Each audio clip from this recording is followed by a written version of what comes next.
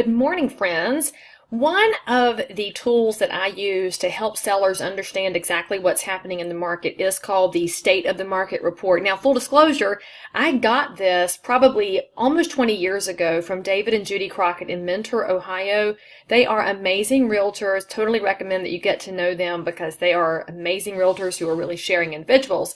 I got this report from them and it clicked with me because too often when we're talking to our sellers about what's happening in MLS, we're showing comps, but as you know, comps are sometimes lagging what's happening in the market. So this is a report that I use at the listing presentation, and then we create one every 30 days thereafter until the house is sold so that we can keep people abreast of what's happening. Now, if your market's changing more rapidly, obviously you could do it more frequently than every 30 days. So here's how you fill it out. And frankly, the reason it looks this boring and dull is because I have found that when it looks really basic and when I fill out the information by hand in pencil, sellers look at it differently than if it's all typed up and pretty, because sometimes it feels like we massaged the data. So go ahead and make it look like you did the work, because you'll have to do the work to fill out this report. First thing you'll see here is at the top it reminds them that buyers shop by comparison. A lot of your sellers believe that they have no competition in the market because their house is so special. And while their house is unique, it's not the only house on the market, and we all know that buyers check different areas and they check different school zones and they're looking around in the price point. So we remind them they're shopping by comparison, and then it says most buyers view homes in a given price range in adjacent geographic locations. So then we're going to tell them what range we're using. So for the purposes of our example here, let's just say you are evaluating a $275,000 house. What you want to think about is how buyers shop, and you know that if they are looking at a $275,000 house, they'd rather spend $250,000. So the bottom end of your range might be $250,000, but you also know that they might squeeze up a little bit for the perfect house in the perfect neighborhood. So let's just call the top end of their range $300,000. Because as you know, depending on where you are price-wise, buyers do shop in that price range. Now, if you're in the $1 million range, it might be a $250,000 spread. If you're in the $100,000 range, it might be a $15,000 spread. So just know your market well enough and think about all the conversations you've had with buyers, which lets the seller know that your information comes from your actual marketplace. Then let them know what geographic areas are being compared. So maybe in your area this is by school district, maybe it's by zip code, maybe it's neighborhoods with amenities. Just give them an example of where all they're being compared to. Now, if you're in, say, a mega neighborhood with 1,000 homes, they're probably just competing in their neighborhood. But if it's a neighborhood of 50 homes, obviously that buyer is going to be checking out multiple areas. So tell them where the competition comes from. Now, the next items are going to tell them how the MLS information affects what they should be doing with their house. The first one is homes that are now under contract are the most recent successes. We call these pending, but y'all, too often we use real estate language when we're talking to buyers and sellers, and that's not really relevant. And especially if you think about how websites consider pendings now. Some say under contract, some say in escrow, some say pending. Some websites click them to pending and click them back to active. We don't know how that works.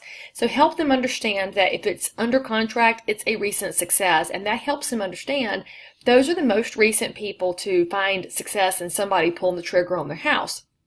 Now, you also remind them that these are most likely to be the comps that the appraiser uses when their house sells, because once it closes, they'll be the most recent data, and appraisers will more heavily weight most recent data. So help them understand that if we're thinking about comps that are 8 months old, by the time their house sells, it might not even be remotely considered the pending. So these are the ones we have to watch. So we tell them how many are pending in this particular area. So you set a price range in a geographic area, pull the pendings. So let's just say you have 12 of them, and then pull the average days on market for those pendings. Typically it's going to be short, and make sure you explain to the seller the pendings go faster because they tend to be the best houses. So when your house is appropriately conditioned for the price that you've set, it should go in a relatively speedy manner.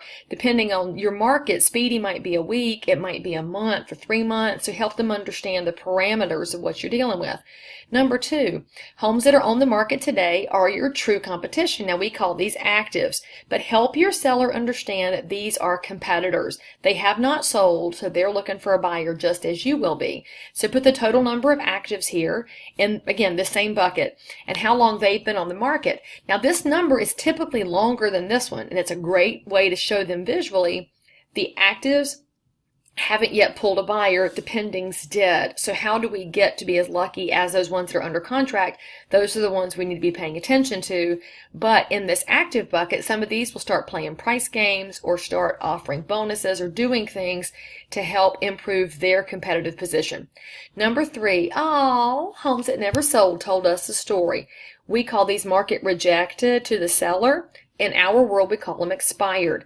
The reason you want to make sure they understand that it's market rejected is because we know the market did reject that price based on the condition the house is in.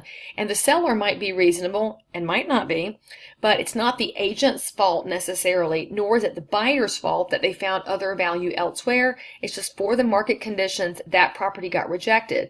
And how long were they on the market before they gave up? We know the average is going to be around 180 days no matter what market you're in. Now, this is a chance to give the seller an example of how you operate. For example, I don't list houses automatically for 6 months.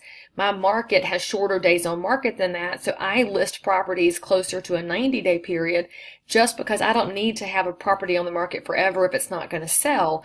So talk here about what your competitive advantages are. Number 4, solds. Now, we call them solds, but look how the form defines it. Historic indicators of perceived value. Now, the reason you word it this way is because in almost every neighborhood there's that one comp that sold for too much, and nobody knows why, because it didn't have any perceived upgrades and it was not fancy. But you remember, it could be the parents of a house in that neighborhood, they want to be close to the grandkids and they would have paid anything to be close by. It could be a neighbor who's dying to live in that school zone. People buy houses for different reasons, and sometimes if there's a comp that sits way out of line, you have to remind that seller they got lucky and they had a special situation. However, we also know that appraisers will toss the high comp and they toss the low comp because those are considered to be outliers. But regardless, they're historic indicators. Historic lets you explain to the seller that the time frame that's passed since property sold matters. If you look at Fannie Mae regulations on appraisers, they prefer comps that are 90 days old or younger. Now, as realtors, a lot of us pull 6 months worth of comps.